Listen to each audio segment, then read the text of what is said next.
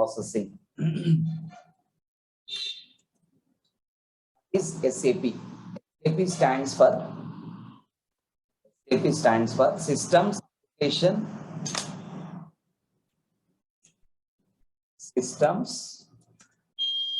Application in Products Data Processing.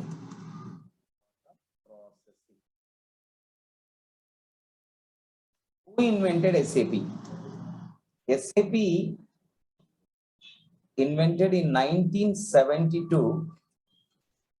5 IBM ex-employees.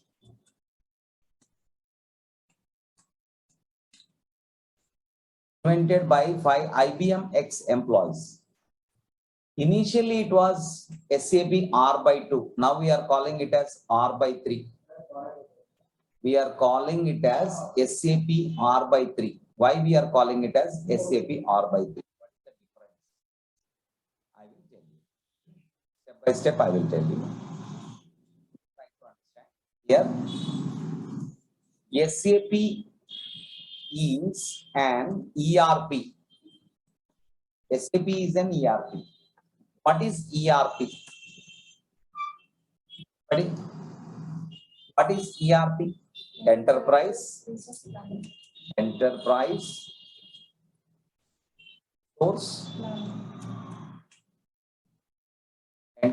resource planning. So you need to understand what is enterprise.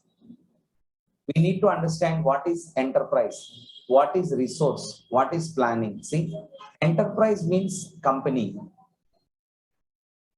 Enterprise means company. Resources, what are the resources? Man, machinery, and etc. Planning. So we are planning for a company by using the resources, that is called ERP. So we are trying to make the company more profitable by using this technology. That is ERP. That is, yeah. We need to understand generally why we are going with SAP. Why not with other? We need to understand. See, and you can ask me how many ERPs are there in the market. See, actually, there are so many ERPs are there in the market. For example, JD Edwards. This is also one ERP. JD Edwards. One.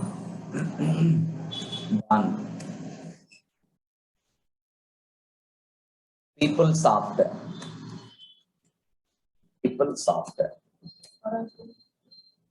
Oracle. Very good, man. Oracle is also one software. And SAP is ERP. So we need to understand why we are going with SAP other than the other these things. Means here in SAP there are so many departments will be there. Means almost all departments are there and integration between the departments are there. That's why we are going with the, that is the reason we are always going with the SAP here. The best technology in this thing industry is SAP. So we are going with the SAP because of the reasons. We need to understand what are the reasons. The first reason why we are going with SAP. The reasons, number one reason is all departments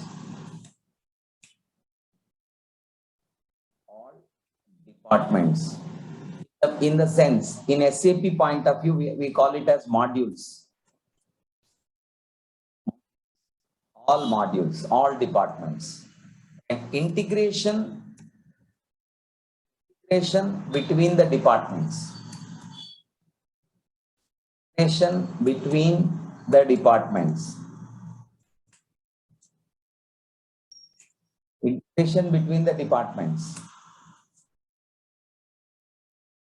And moreover, it is three-tier architecture.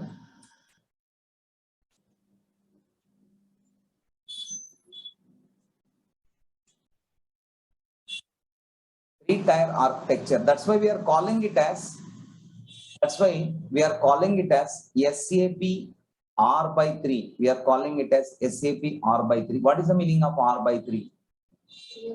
Real time three-tier architecture. Real time three-tier architecture. Real time three-tier architecture. SAP R by 3. So any doubt you can ask me anytime. So try to understand what is SAP, who invented SAP, what are the advantage of SAP, everything I am explaining here.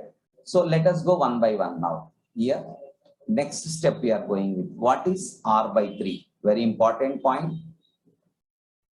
Very important point. What is R by 3?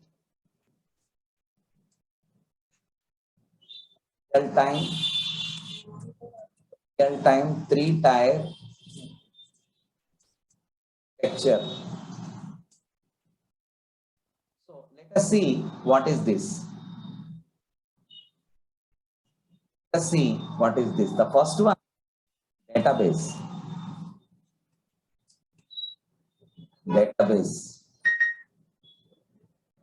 The second one, application server.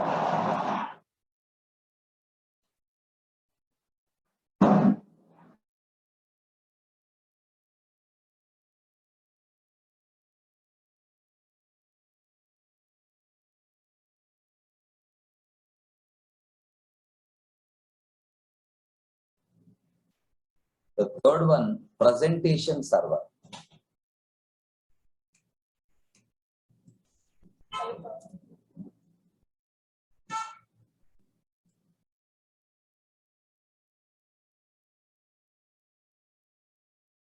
Presentation server.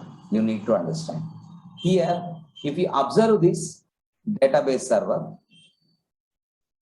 application server, presentation server. Advantage I will tell you. For example, this is three-tier, one-tier, two-tier, three-tier architecture.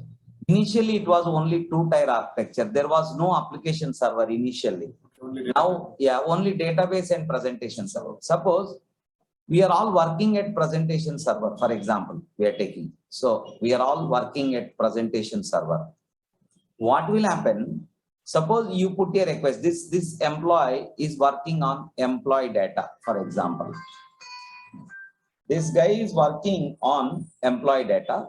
This guy put a request to application server. I want employee database. Then application server will fetch employee data from the database server, and presently he is working with the employee data. Try to understand. The second person also want employee address he wants to change. Suppose he is working on some other data of employee and he want to change the address of the employee, for example. Then he will put a request to the application server. Then what will happen? There is no conflict. Application server will say already other guy is working, so please hold.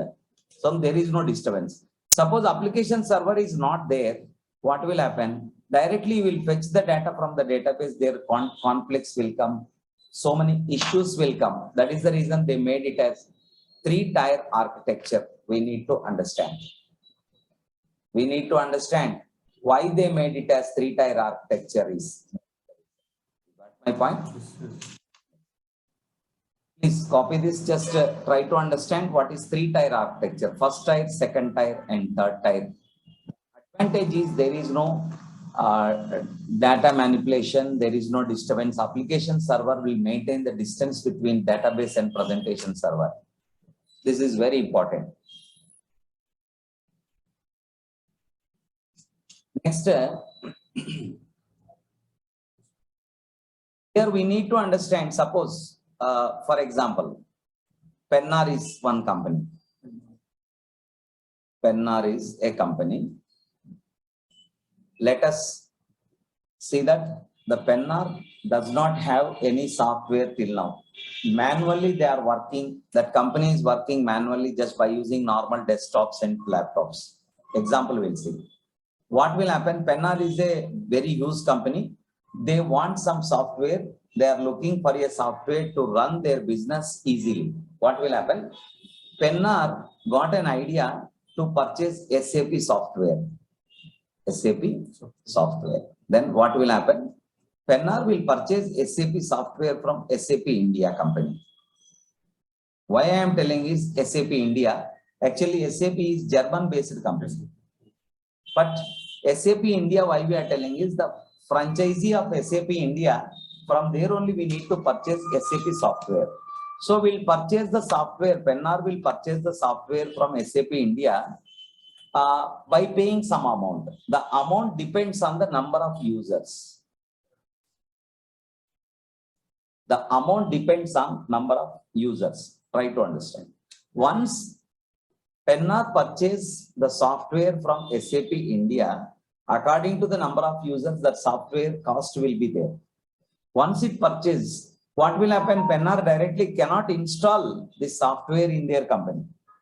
They need some support, any one of the MNCs, multinational companies, or any software company.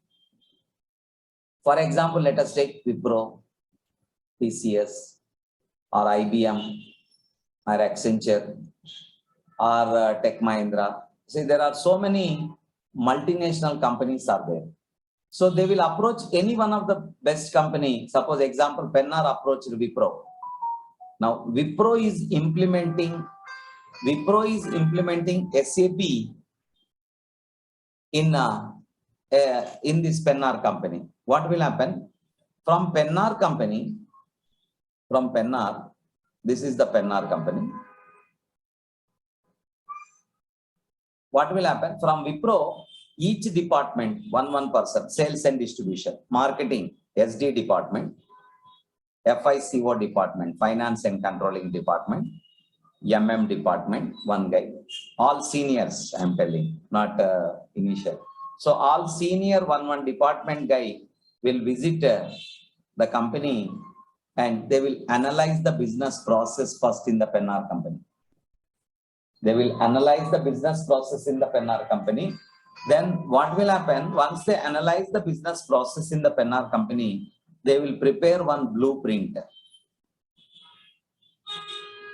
Means these many employees are there.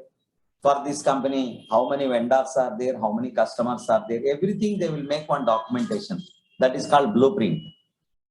If you want to construct any building also, we need some planning, right? Similarly, to install SAP software into Pennar company, Wipro needs some plans. Wipro needs some information. Wipro needs some data. Correct or not? So they will collect complete data of the company, then they will start implementing this word. Please remember, implementation. Even if you go for interview, they will ask you how many implementations you did. Why they will ask this question is, implementation project means from beginning, whoever is doing the project, that is called implementation project, from scratch. You are doing the project from scratch, that is called implementation project. Got my point? So Wipro will complete installation of SAP. Then what will happen? Later, end users. What is the meaning of end users? SAP freshers or employees of the Pennar company will start working in Pennar. This is the procedure of how to install the SAP software into the Penn company and how the blueprint will come, how it goes, everything. You try to understand this. This is the basic idea of SAP software. I hope everything is clear for you. You can ask me any doubt. Any doubt, no? Any doubt? You can. Okay, fine. So next, here, I want to show you SAP software. Here, first,